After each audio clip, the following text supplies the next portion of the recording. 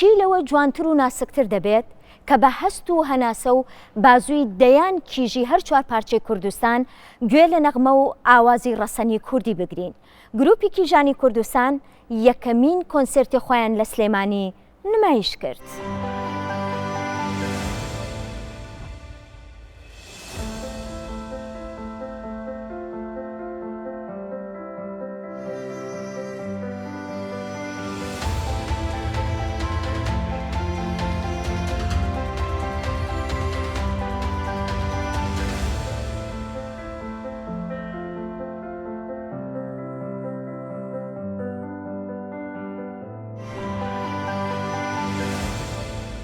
دووبارە سڵاوتان لێبێت. بەرنامەکەم دەست پێ دەکەم بە میوانداری بەڕێزان سەبا مەسەری میوزیسیان، هۆگر محەممەد مایستروی گروپی کیژانی کوردستان، شنا عەبدوڵڵا ژەنیار. زۆر زۆر بەخێر بێن. سپاس بۆ ئامادەبوونتان. مامۆستا هۆگر، سەرەتا ئەمەوێ پرسیارێک ئاڕاستەی تۆ بکەم. سروەی بەیانی ئەم گروپە لەکوێوە شنەی هەڵکردووە؟ بەڵێ، سەرەتا زۆر سپاسی بەرنامەکە دەکەم، سپاسی دەستگای میدیای کورسات دەکەم. دیارە گروپی کیژانی کوردستان لە مانگی 4 2026 لەسەر دەستی کەسایەتی نیشتیمان پەروەرد دکتۆر تاها ڕەسوڵ پێشنیار کرا و منیش بە وەرکە گەورەی هەستام. دیارە ئەمە خەونی چەندەها ساڵەمە کە بتوانم کۆمەڵە ژەنیاری خاتوونی بە ئەزمون کۆ بکەینەوە.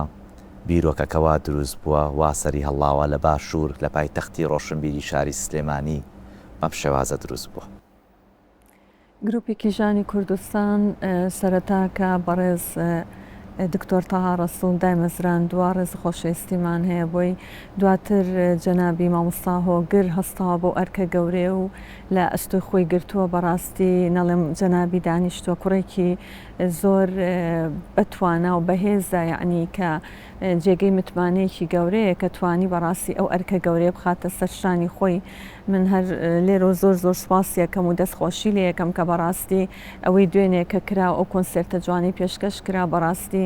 ئەتوانم بڵێم یەکەم کۆنسێرت بوو لە ڕۆژهەڵاتی ناوەڕاست بۆ ڕێژە زۆرەی خانمان بەشداری بکەن لە هەر چوار پارچەی کوردستان، کە ئەمە بۆ خۆی یەک گەورەیەک بوو، هەم ڕێزێکیش بوو بۆ خاتونانی هەر چوار پارچەی کوردستان کە ئێمەش هیچمان کەمتر نییە لەو خاتونانی کە لە جیهان لەسەر شانۆکانن. ئێمەش دەتوانین ئینشاءڵڵا کاری زۆر لەوە جوانتر و باشتر بکەین ئینشاءڵڵا بە هاوکاری کەسایەتی بەڕێز مامۆستا هۆگر محەممەد. کە نەک من بەڵکو 8 هاوڕێیترم 9 هاوڕێیترم لە ڕۆژهەڵاتەوە هاتوین کە زۆر حەزم کرد کە گروپێکی ئاوا بە کۆمەڵێک کچ و ژن کە زۆر بە یەکۆ ئێمە هاوڕێتیەکی باشمان دروست کرد. ئەم گروپە لە 4 2026 دەستی کردووە بە پرۆڤەکردن و ڕاهێنان تاکو 5 مانگ کە چوارشەمە بوو لە تالاری هونەر ئێمە کۆنسرتمان کرد. کۆنسرتەکەمان زۆر بەباشی پێشچوو و هیوادارم کە هەر ئاوا کۆنسرتایەکی زۆر باشمان ببێت و لە ناو یەکترینە کارهایەکی زۆر باش بکەین، ئیشایەکی زۆر باش بکەین. دنیای میوزیک خۆی پڕە لە چێژ و سحری خەیاڵ و ئەگەر پێکاتەکەی می نەبێ ئەوە دەبێتە کەژاوەیەکی ڕۆحی. کێ ڕێکخەری ئەم کەژاوەیە؟ سپاستانەکەین. ئێمە سەرەتا حەزەکەم لێرە سپاسی دەستگای میدیای کورسات بکەم کە ئەتوانم بڵێم وەکو ماڵی باوکمان هاوکارمان بوو. بەڕاستی سەرەتای بیرۆکەی دروستبوونەکە کە پێشتر ئاماژەم پێیا بەڕێز دکتۆر تاها بوو، دواتر جەنابی مامۆستا هۆگر، دواتر کە ئێمەش ئەم خاتونانە و ئێمەم پەسەند کردو کە لەگەڵیان کارەکەین. ڕێخەری ئەم کەژاوەیە؟ بەڵێ مامۆستا هۆگر ئەتوانین بڵێن قیدوەکەیەتی پێشڕاوەکەیەتی. ئێمەش وەکو دەستە خوشکێک کە لەگەڵین ئێمە ئەم کاکە هۆگرمان وەک برای گەورەی خۆمان دانا و ئێمە شەمومان کە ئەم ئیشە ئەکەین بەیەکەوە ئومێدەوارین کاکە هۆگر پێشڕۆمان بێ و ئێمەش لەگەڵ ئەوە ئەم کارە جوانە بکەین. من هەر لێرەشەوە زۆر سپاسی کەناڵی کورساتی ئازیزەکەم کە بەڕاستی جێگەی دەستخۆشیێکی زۆر زۆر گەورەیە کە پاڵپشتی تەواومان بوون بۆ ئەنجامدانی ئەم کۆنسێرتە. زۆر زۆر ماندوومان کردن. من دەستخۆشی لە تاک بە تاکیانەکەم ئومێدەوارم ئینشاءڵڵا هەر کەناڵەکەیان گەشاوە بێ و ئومێدەوارم بتوانن خزمەتی زیاتر بکەن بە گروپەکەمان. وەک ڕێخەرێک چۆن هەوڵت داوە ئەم کەژاوەیە بۆ کیژانی کوردستان دروست بکەیت؟ بەڵێ بیرۆکەی دروستکردنی گروپی کیژانی کوردستان خەونی چەنەها ساڵەیە یەکسەر ڕاستەخۆ شتێکی خۆڕسکانە دروست نەبووە بڵێن یەکسەر عادی گروپێکی کیژان دروستەکەین لەسەر بنەمایەکی داڕێژراو زۆر بیرم لێ کردوێتەوە تاوەکو گروپێکی جوان دروستکە. من خوێندکاری پەیمانگەی هونەرە جوانەکان بووم لە سێکتەری مناڵ پارێز دەرزم وتۆتەوە لە کازیوەکان وانە وتۆتەوە مناڵمان پێگەیانوە خوێندکارمان دروست کردووە بۆ پەیمانگەی هونەرە جوانەکان وەربگیرێن. دیارە باگراوندێکی دوور و درێژمان هەیە لە دروستکردنی گروپە پێش گروپی کیژانی کوردستان چەندین گروپی کەم دروست کردووە. بەڵام ئایدیای من لە ئێستاە بۆ پێش 2 ساڵ 3 ساڵ کە بیرم لەوە کردێتەوە کە گروپێک دروستکەین گروپێکی کیژان بێ بە فۆرمێکی جیاواز بە شێوازێکی مۆدێرنانە بۆی بتوان گەنج توانای ئەوەی هەبێت لەم گروپەیە گوێ لە فۆکلۆری بگرێت گوێ لە موزیکی فۆکلۆری بگرێت کە بەدەست و پەنجەی کیژ ئەژەنرێت. لە هەمان کاتە ڕێخەرەکە و پلانەکە کە من دامڕشتووە لە سەرەتایە وا دروستم کردووە کە کارکردن لەگەڵ گروپە ئاسان نییە ئاسان نییە بە تایبەتی لەگەڵ خانمانە من وامەسانی زۆر زۆر قورسە. بەڵام کە سیرمە کرد لەم ئاخیرانە تەنانەت لە ڕووی نۆتەشنی کاریشەوە کە کارەکانم بۆ ئەهێنان یەکەم جار ئاسانکاریی زۆرمان تیا کرد. بەڵام قابلێتی خاتونان هیچی ئەگەر زیاتر نەبێ لە پیاوان کەمتر نییە لە پیاویش بەڕاستی هاوشانی پیاوە. من زۆر دڵخۆشم بە دروستکردنی ئەم بیرۆکەیە. لە هەمان کاتە توانیمانە پەلبەهاویژین بۆ دەروی سلێمانی. بیرۆکەکەمان وا داڕشتووە گروپێکی جوان دروستکەین لە سلێمانی 4 دەوری لە پارچەکانی تری کوردستانە بتوانین کۆی بکەینەوە بەو 150 ڕەنجینانەی میلۆدی فۆکلۆری کوردی بێن بە گوێ بیسەرە. تۆ چۆن هاتیتە نێو ئەم پێکاتەوە؟ من لە مانگی 5 خۆمان هەبوو پێم وابێ خاتومۆنە سەرپەرشتی گروپی کیژانی ڕۆمانگ کە هەموویان ڕۆژهەڵاتین نامێکی بۆ من هەنارد کەوتی گروپێکی ئاوا هەیە بە سەرپەرشتی کاکۆگر و بە پاڵپشتی دکتۆر تەها ڕەسوڵ خۆت لەگەڵیان قسە بکە بزانە چۆنە ئەگە توانیت بڕۆ. من لەگەڵ مامۆستا هۆگر قسەم کرد و زۆر پێم خۆش بوو زۆر کارەکانم پێ جوان بوو بەڕێزی کاکۆگر واقعەن بۆمان ئاوا بوو کە حەزمانە کرد. ئەوەی کە مامۆستایەکی باش بوو بۆمان و زەحمەتێکی زۆری کێشا ئەم 2 هەفتەیە ئەم 2 هەفتە ماوەیە کە ئێمە هاین لێرە واقعەن زەحمەتی کێشا بۆمان و بە تەواوی هێزی پاڵپشتیمانی و من هەر لێرە تەشەکوری لێکم همچنان لە کاناڵی ئێوە کورتسات هاتین و بە خۆشیش تا ئێستێشە زۆر پێمان خۆش گوزەریاوە فرە حەزمان کردووە میدوارم کەشتوا پێش بێتەوە باز دەستان خۆش بێت. سنووری کار و بەرهەمەکانتان تا چەند کراوەیە؟ ئایا تەنیا کیژان ئەتوانن بەشداری بکەن لەم گروپەیە؟ دیارە یەکەم کۆنسرتمان ئێمە پێمان خۆش بووە لە یەکەم کۆنسرتە کە ناوی گروپی کیژانی کوردستانە حتمما ئەبێ زۆرترین ئەندامی و زۆرترین ژەنیاری هەر ئەبێت لە خاتون پێک بێت. بەڵام ئێمە ئەو کارەمان کردووە بۆی کە توانای خانمان دەرخین ئەومان نەکردووە خانماندا بڕێنین لە پیاوان بۆی کە جیاکاری بکەیت.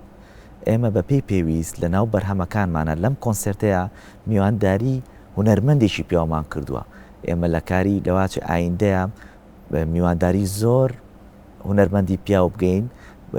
لەگەڵمانە بەشدار بێ. بەڵام لە هەمان کاتە ئێمە ناتوانین سکێچی گروپی کیژان تێک بین. تەنها توانین ئەو کەسانی کە بەشداریەکەن لەگەڵمانە وەکو میوان بەشداریکەن لەگەڵمانە. ئەمەش بۆیە کە توانای خانمان بە تەواتی پیشان بین و لە ناو بەرهەمەکانیشە تاکید کراوەتەوە سەر ئەو بەرهەمە فۆکلۆریە باشانەی کە لە ئاستێکی باڵایە ئێمە کاریان تیا بکەین بۆیە کە جارێکی تر بەرهەم و فۆکلۆری کوردی بە زیندوی ڕابگرین. بیرۆکەی ئەم ئیشە کە ئێمەوە حەز بکەین کە تەنها خاتونان بەشدار بن بیرۆکەیەکی متمانە پێکراوە، یعنی ئێمە متمانەمان وایە کە گروپەکەمان تەنها خاتونان بەشداری تیا بکەن، بەڵام هەر چۆن مامۆساوە گەر فەرمووی کە ئەبێت هەر کەسێکێت هەر بەڕێزێکێت تەنها بۆ ئەو کۆنسێرتە وەکو میوانناریەکەین لەگەڵمان ئەگەر کارێک یان دوو کار پێشکەش بکە، بەڵام ئێمە حەزەکەین زۆرترینی ژەنیارەکانمان هەر خاتونان بن و کیژان بن لە هەر پارچێکی کوردستانەوە بن. ئێمە دەرگامان واڵایە، ئێمە سوپاسیانەکەین لە ڕێی دوێنێشەوە کە ئێمە کۆنسێرتەکەمان پێشکەش کردووە، کۆمەڵی خەڵکی زۆر پەیوەندیان کردووە کە ئینشەڵڵا پێ ئەچێ بۆ کۆنسێرتی ئایندەمان ببینە دوو ئەوەی ئەو ژمارەی کە دوێنێ نمایشمان کردووە. ئومێدەواری ئینشەئەڵڵا کە ئەمەش لە ڕێگەی چاوپێکەوتنێکەوە ئەبێ کە لەگەڵ جەنابی مامۆستا هۆگرە هەڵسەنگاندن بکەی بۆ ئەو بەڕێزانەی کە حەز ئەکەن لە دوای ئەم کۆنسێرتەوە پەیوەندیان کردووە کە بێنە ناو گروپەکەەوە هەم وەکو ژەندنی ئامێرە مۆزیکیەکان هەم وەکو دەنگبێژیش کە وەکو گۆرانی بێژ حەزیان کرد بێ لەگەڵ ئێمە بەشداری بکەن. ئێمە سوپاسی هەمویانەکەین، بەڵام ئیشەکەی ئێمە تەنها حەزەکەین تەنها گروپەکەمان تایبەت بێ بە کیژان هەر بەڕێزێکیش بێ وەکو میوان ئێمە ئەخێنە سەر و سەرچاومە. ژەنیارەکان لە چه ئاستێکی ئەکادیمی و ئەزمموی بوون؟ بەڵام دیارە سنگفراوانێک و درگاکراوەیەک لە بەردەم گروپی ژانی کوردستانە هەیە بۆی کە زۆرترین خانمان بەشداریکەن و ئەتوانم بڵێم ئەمە بۆ یەکەم جارە لە سلێمانی چواردەوری و لە ناو هەرێمی کوردستان و لە ڕۆژهڵاتی ناوەڕاستە زۆر گروپ هەبووە، گروپی میوزیکی کچان کیژان خاتونان، بەڵام بەم ڕێژە زۆرەی خاتون لەسەر ستێج کۆ ببنەوە کە ژمارەی کۆڕاڵەکانی لەسەر و سی دەنگبێژەوە بێت و ژمارەی ژەنیارەکانی لە سی ژەنیاری دەست و پەنجە ڕەنگین زیاتر بێت. دیارە ئاستی ژەنیارەکانمان ئێمە خوێندکارێکی زۆری پەیمانگەی هونەرە جوانەکان، خوێندکارێکی زۆری دەرەوەی سنووری سلێمانی پەیوەندیان کردو بووی کە بەشدار بن لە ناو گروپی کیژانی کوردستانە. دیارەمە پێمان خۆشە هەموو خاتونێک بەشداری کات، بەڵام بۆ ئەو کارانی کە ئێمە هەڵەبژێرین پێویستە ئەو خاتونانی کە لەگەڵ ئێمە بەردەوام بن یاخۆت بەشداریکەن لە گروپی کیژانی کوردستان ئەبێ ئاستیان لە مامناوەند و سەر و مامناوەندا بێت، بۆ ئەوی کە ئەو موزیکانی کە ئێمە هەڵمامژاردۆ چووکە ئەو کارانە کە ئێمە هەڵەبژێرین بە شێوەیەکی تۆناڵی لە ئاستێکی باڵایە.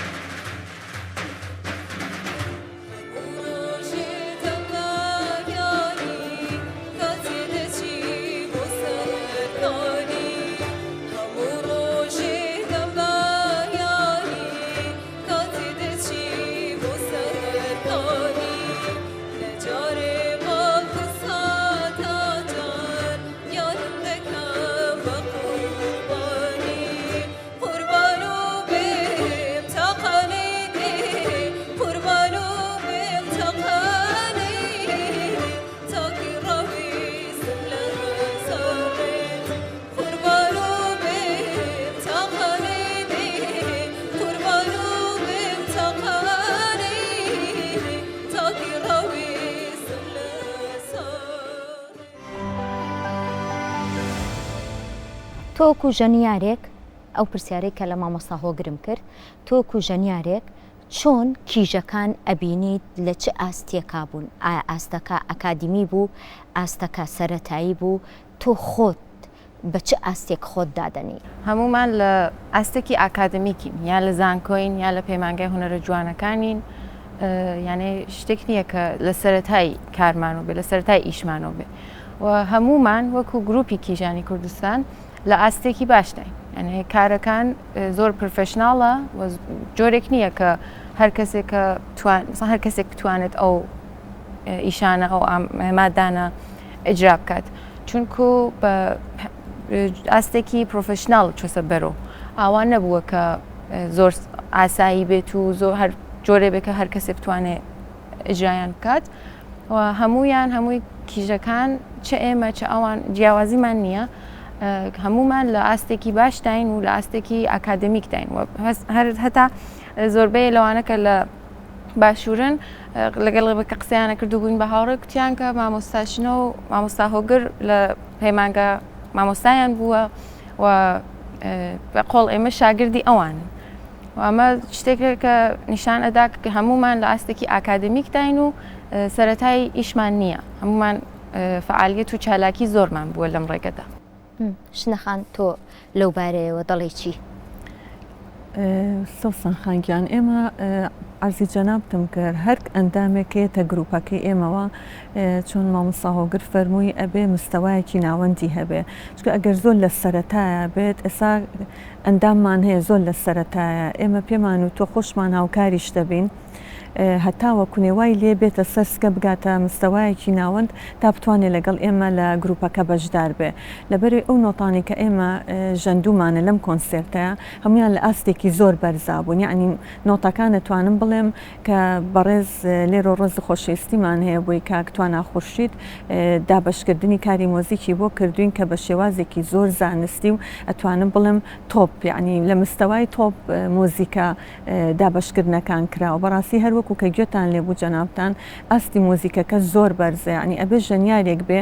مستەوای لە سەر و ناوەندەوە بێت یعنی ئەگەر لە خوار ناوەندەوە بێ ناتوانێت ئەو مۆزیکانە بژەنێت بەڕاستی هەم لەبەری کارەکان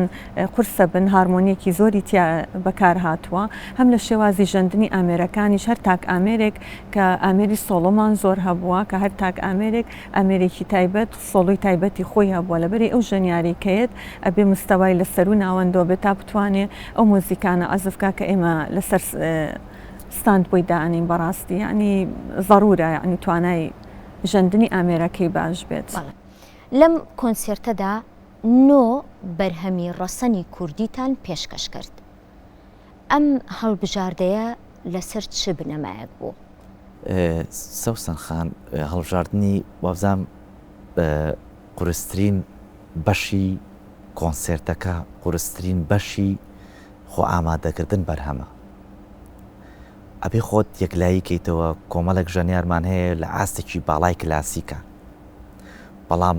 لە ڕووی چارەکە دەنگەوە لە ڕووی موزیکی ڕۆژەڵاتیەوە لەواچێت کەم ئەزمموی کرد بێت یاخود موزیکی ڕۆژەڵاتی نەژەند بێت ئێمە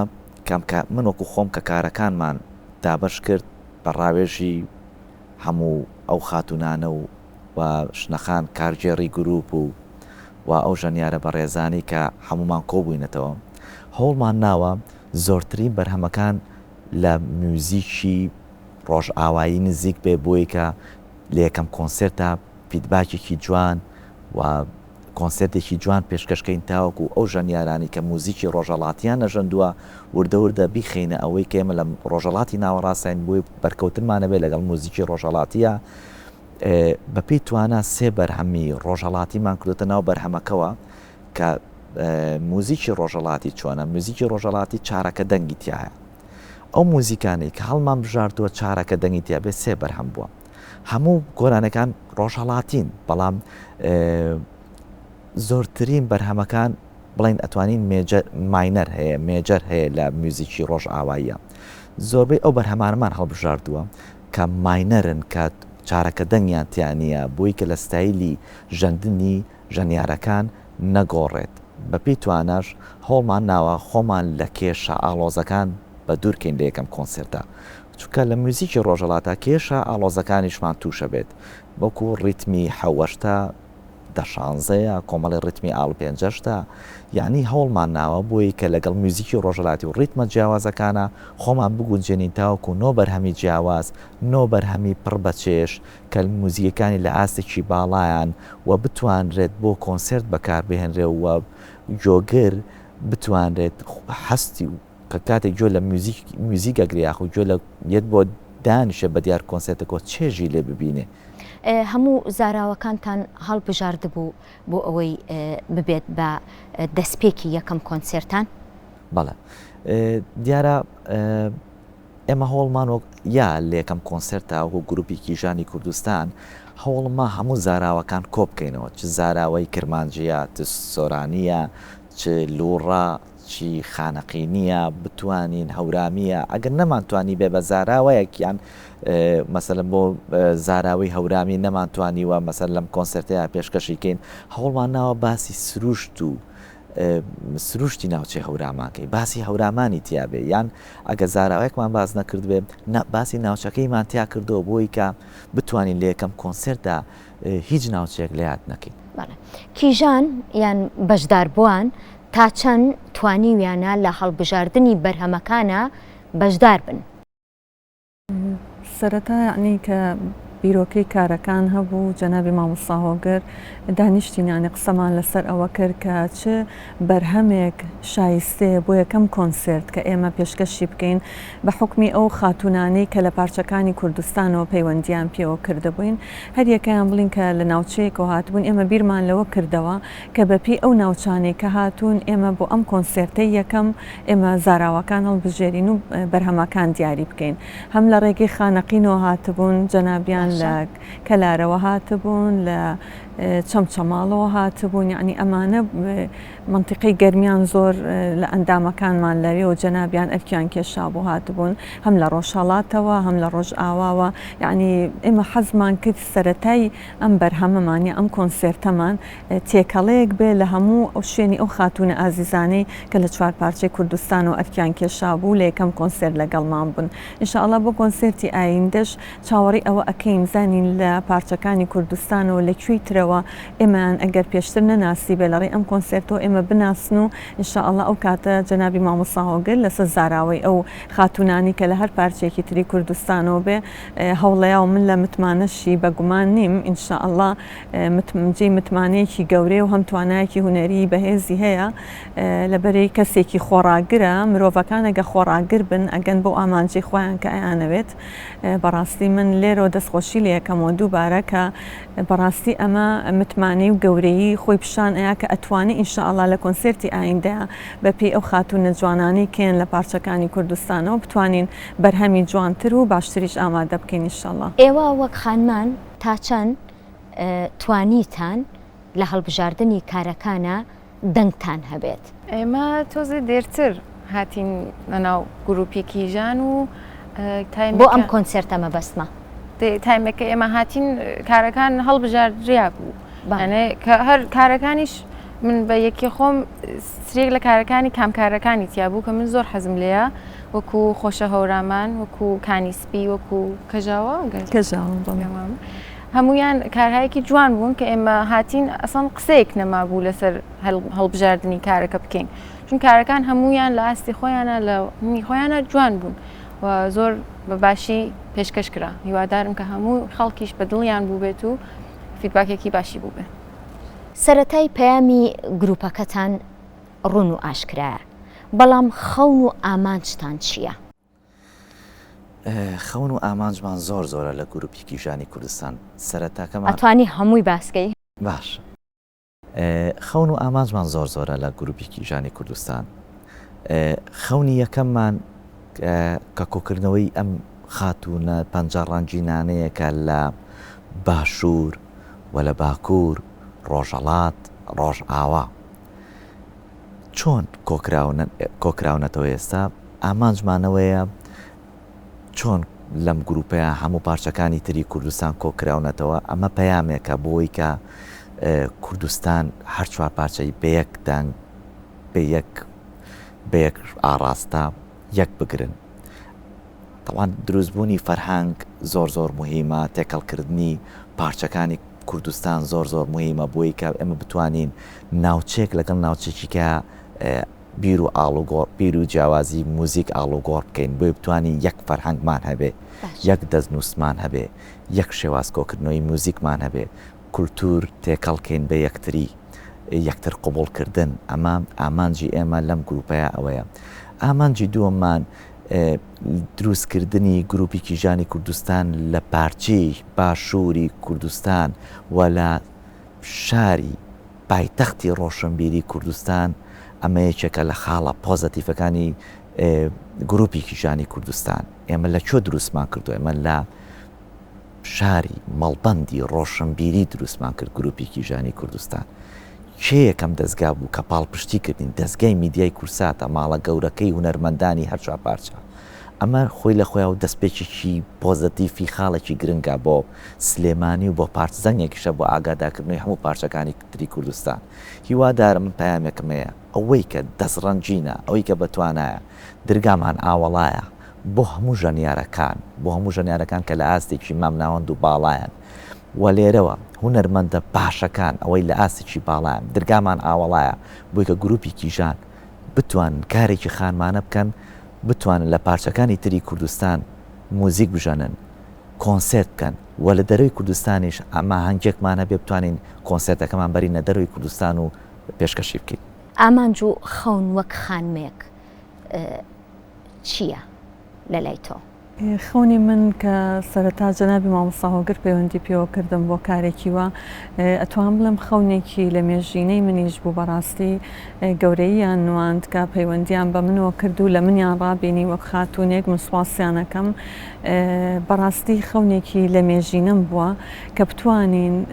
ئەم کۆمەڵە کچە جوانە کۆ بکەینەوە ئەم خاتونە دەزڕەنگینانە کە هەر یەکان لە توانایەکی هوەری زۆر باڵایان زۆر بەتوانان یعنی جێگەی تەقدیرن. بەڕاستی ئێمە ژۆک و خاتونان هیچمان کەمتر نییە لە برا هونەرمەندەکانمان، ئێمە دەتوانین بەو توانستە جوانی خۆمان و بەو توانستە زانستی خۆمان کە هەمانە بتوانین کاری زۆر جوانتر بکەین. خەونی من ئەوەی ئینشاءالله ئەم گروپە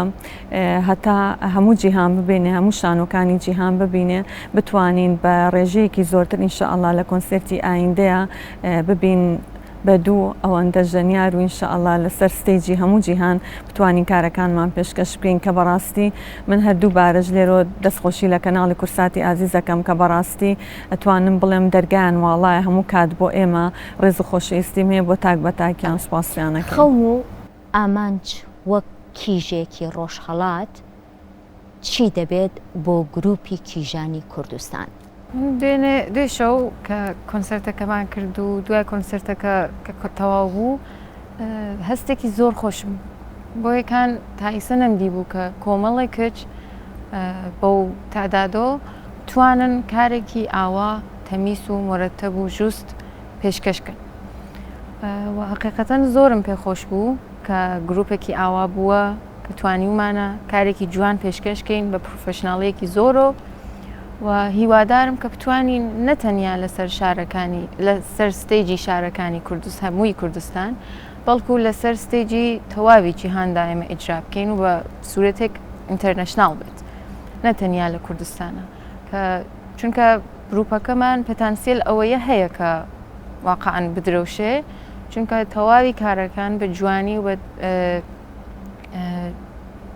پرۆفشناڵی ئێژم ئەرنج کراوە و زۆر باشە هەمووی و منیش زۆر دڵخۆش بووم نەتەنیا من بەڵکو هەمووی هاوڕێکانم کە هاتین و لەگەڵ کچانی ترا بووین بە هاوڕێ ئەمە زۆر هەستێکی خۆشیدا پێمان و زۆر خۆشحاڵمانی کرد. هیوادارم کە ئەم ئەجرانە ئەم کۆنسرتانە ئەم چالاکیانە بەردەوام بێت و بتوانین لەگەڵ مامۆستا هۆگر و بە پاڵپشتی دکتۆر تەها ڕەسوڵ تەواو کارەکانمان لە سەتحی ئینتەرنەشناڵە ببینە بەر.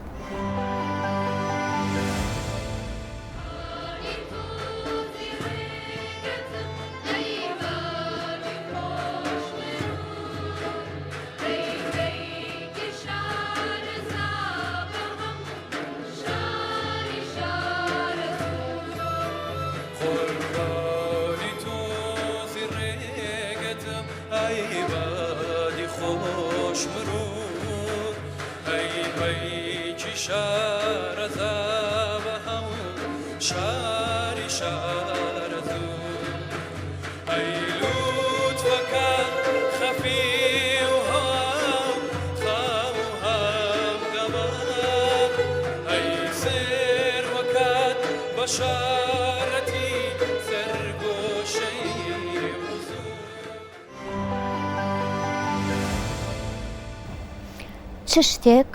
بۆتە پشت و پەنا بۆ ئەم گروپە جگە لە دکتۆر تەها ڕەسوڵ کە ئێمە دەستخۆشی لێ یەکەین؟ زۆر سپاس. دیارە دەستگاکانی ڕاگەیاندن زۆر تەسیری هەیە لەسەر گروپ دروستبوونی گروپ پاڵپشتی خەڵک جۆگێر ئەو کەسانی کە لە ئاستێکی باڵایان ژەنیاری مامۆستان لە پەیمانگا و لە زانکۆکان باڵپشتی ئەو خاتونانەکەن بێنە ناو گروپەوە بۆیە گروپی گەورە دروست بێ بۆیە فەرهەنگی جیاواز دروست بێ بۆیە کە فیدباکێکی جوان دروست بێ لە شارە ئەگەر ئەوان هاوکاری نەک من چەنەها گەنجی کە هەیە کە خەونی ئەوەیە خەونی گەورەی هەیە ئەگەر ئەو کەسانی کە ئەو مامۆسا بەڕێزانەی ئەو دکتۆرە بەڕێزانەی ئەو ئوستازە بەڕێزانەی کە لە سێکتەرەکانی سەرەوەی هوەریەکانان ئەگەر ڕێگری لە خوێندکارەکان بگرن ئەگەر ڕێگری لەوە بکەن ئەندامەکانی نەتوانن لە ناو گروپێکە بەسەر بەخۆیی ژەنین بکەن بێنە ناو گروپەوە بەڕاستی ئاستی هوەری لە شارەکانە کەمە بێتەوە تەنانەت ئەو ژەنیارە خاتونانی کە لای منیشن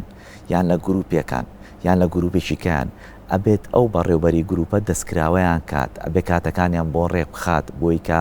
ئەو ژەنیاری کێتە لای تۆ تەنها تۆ ئەندامی تۆ نییە ئەو دەست و پەنجەی کە خواپی یاوە کە دروستی کردووە خۆی هەوڵی بۆ یاوە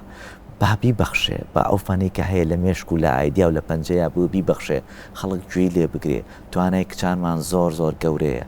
بە پەرەی پێبین گەنجەکانمان هەوڵ بین گروپ دروستکەن گروپی جوان دروستکەن لەشتی لاوەشی دووری بخەنەوە بەشتی لاوەچیەوە لە باتیوی خەریک بێ بێت خەریکی موزیک بێ خەریکی وێنە کێشان بێ خەریکی لە ناوت لەسەر تەختێکی شانۆ پێشکەشکە ئەمانە جوانن ئەمانە فەرهەنگن ئەمانە میلەت بەرەو پێشەوە بە ئەمانە شار گەشاوەترەکات ئەو گرنگە کیژان لە کایی هوەریە دەنگیان هەبێت کچان و کیژان دەنگیان هەبێت لە کایی هوەریە من هەموو کادوتومە شاری سلێمانی پێشەنگ بووە لە هاتنە سەرستێجی خاتونان هەر لە ساڵەکانی چلەکان و پەنجاکانەوە کە بەڕاستی ئەمانە ئەو مامۆستا ئەزیز و خۆشەویستانەمان کە یەکەم جار هاتوونەتە سەر شانۆکان و شانۆیان پێشکەش کرد و ڕێز و خۆشەویستیم هەیە بۆ هەمویان کە ئەوانە بوون بە قوتابخانەیەک و بە ڕێگەیەکی جوان بەڕاستی بۆ ئێمە یعنی من هەر لێرە سوپاسیانەکەم ئەوان ئەرکیان زۆر کێشە هەتاوەکوونی ئێمە بین بەری ئەم ڕەنجە وەرگرین کە ئێستا ئێمە زۆر بە ئازادانە لینە سەر ستێج و هەر لە هەر بوارێکی هوەرا بێ مۆزیک بێ شانۆ بێ وێنە کێشان بێ ئەمە بەڕاستی گەورەیە بۆ ئەوان کە ڕێگەیان کردوتەوە بۆ ئێمەش و هەم سلێمانی شاری ڕۆشنبیریە بۆ ناسراوە کە هەموو کات ڕێزی لە خانمان گرتووە لە هەر بوارێکا کاریان کردبێ من هەر لێرەشەوە زۆر سوپاسی ئەو کەسوکاری ئەو هەموو خاتونە بەڕێزە ئەەکەم کە دوێنێ لەو کۆنسرتە گەورەیە کە یەکەم کۆنسرت بوو لە ڕۆژهەڵاتی ناوەڕاست بکرێ یعنی زۆر شانازی بوو کچەکەی ئەلێرە لە سەر ستەیج بوو بەڕاستی باوکی لەویا چاوەڕێی ئەکرد یعنی شەیوا بۆ هەشتونەی شۆ ئێمە لە پرۆڤە تاوا بووین کە ئەمە زۆر گەورەیە ئەمە پێگەدانانە بۆ خاتونان بەڕاستی من سواسی تاک بە تاکی خانەوادەی ئەو هوەرمەندە ئەزیزانە کەم هەم ئەم خاتونە جوانانی کە لە ڕۆژهەڵاتەوە تەشریفیان هێناوە هاتون هەم لە ڕۆژئاوە هەم لە باکوور کە بەڕاستی کە سوکاریان ئەو متمانە گەورەیان بە ئێمە بەخشیوە و ئەم خاتونە جوانانیان ناردۆ بۆ کوردستان کە ئەمە بوو خۆی لە خۆیان جێگەی متمانەیەکی گەورەیە و هەم شاری سلێمانیش کە مەڵبەندی ڕۆشنبیری و هوەرە من دوو هیچ خۆشەویستیم هەیە بۆ هەموو کە سوکاریان بەڕاستی تۆ دەڵێ چی؟ خاتون و کچ هەمویان حەقی ئەوەیان هەیە مافی ئەوەیان هەیە کە وەکو درانی ترمان لەسەر ستەیج شانۆ بکەن موزیکی کار بکەن یان هیچ جیاوازێکمان نییە مەگەر بەڵێ جیاوازیمان نیە بەس تا چەند گرنگە و بۆ گرنگە ژنانیش وەکو پیاوان دەنگیان هەبێت چون بە نەزەرم نەقشی ژنان نەتەنیا لە ناو هوەرە بەڵکە لە ناو تەواوی بوارەکانە چ ماڵ چ بنەماڵە چ هەرچێ گرینگە و ئەمە گرنگترە کە تۆ بتوانی لە سرێک ڕێگەوە وەکو هوەر ئەو جێگەی خۆتە نیشان بدەی بە خەڵک کە تۆ وەکو ژنێک ئەتوانی بڕۆیتە سەر ستەیج ئامێرێک بژەنی یاکو شانۆیەک ئیجرا بکەی یاکو وێنێک بکێشی و ئەمە هێزێک ئەدا بە باقی کچەکانتر بە ژنەکانتر کە ئەوانیش ئەتوانن شڕۆ بکەن بەم کارە ستارت بکەن کە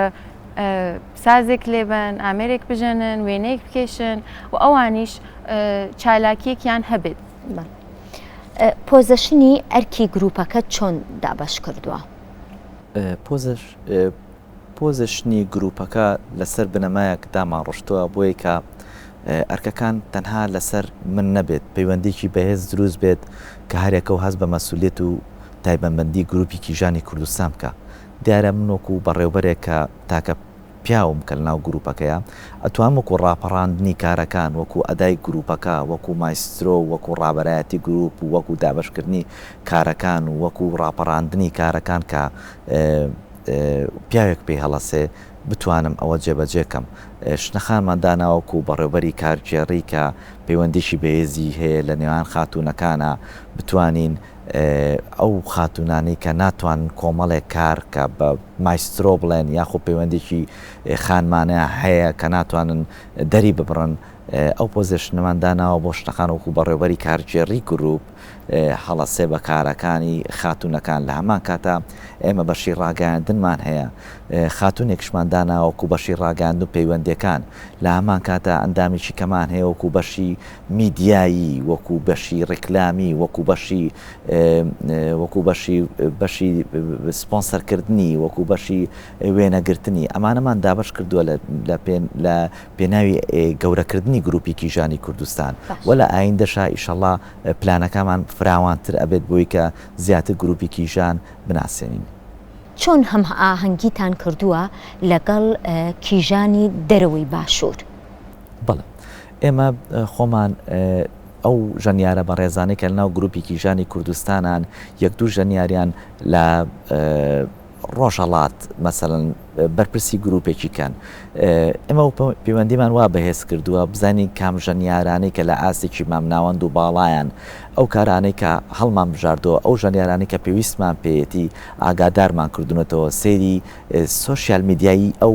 خاتونانەمان کردو بزانین ئاستی ژەنینیان چۆنە توانیمانە پەیوەندێکی بەهێز دروستکەین و بە ڕێگەی ئۆنلاین بتوانین کارەکانیان بۆ بنێرین و ڕاهێنان بکەن بە هەمان فیدباک بۆمان بنێرنەوە کەم لە ماوەیەکی دە ڕۆژە کە هاتوونەتە ئێرە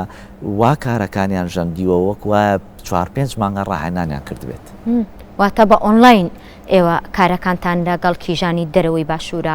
جێبەجێ کردووە؟ بەڵێ بە ئۆنلاین بوون وەکو شێوازی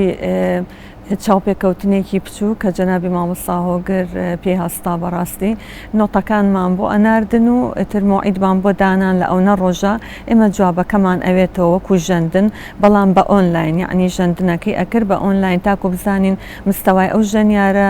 گونجاوە بۆ گروپەکەی ئێمە یاننا ئێمە ڕێز خۆشەویستیمان هەیە بۆ هەموو ئەوانیان کە نەیانتوانی لەم کۆنسێرتە بەشدار بن ئینشەڵڵا بۆ کۆنسێرتی ئایندە لەگەڵمانە بن مامۆستا هۆگر زۆر ئەرکی کێشا لەگەڵیان لەبەری بە بەردەوام یعنی بە ئۆنلاین لەگەڵیان بوو جوابەکانیان ئەناردەوە بۆ نمونەی سعات ئەوە یەمە خەت تکای گوێمان لێ بگرن یعنی بزان ژەندنەکەتان بەدڵە یاننا یعنی بەو شێوەیە هەتا تقریبەن دوو جار قورس بڵێ هەتا 2 هەفتە پێشەوەی کە ئەرک کێشن بێنە کوردستان مامۆستا هۆگر ڕۆژانە گوێی لە نۆتەکانە گرتەوە ئیتر عەزیەت یەکێشا پیشانی منیشی ئەیەوەی بەم شێوازەیە باشەیان گوێیان لێ بگرینەوە ئەمان و باجارێکی کەش گویان لێ بگرین و دەرفەتێکی کەشیان بینێ هەتا سواز بۆ خواوای لێها و گەشتە ئەم ژەنیار و ئەزیزانەی کە لێرە میوانداریمان کردن. دوجار گروپی کیژانی کوردستان بەرەو کۆ کیژانی کوردستان سروەی بەیانەکەی لە سلێمانی هەڵات. گروپی کیژانی کوردستان بە پەلی زێڕینی دەست و پەنجە ڕەنگیەکانی ڕۆژهەڵات بە قووەتی ڕۆژاوە بە سەربەرزی باکوور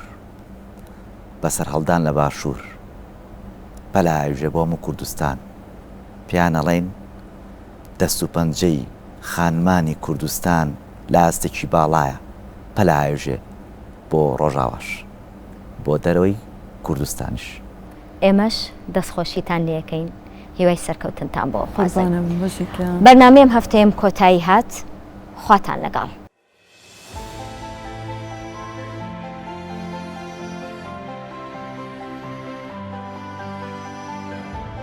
Mm.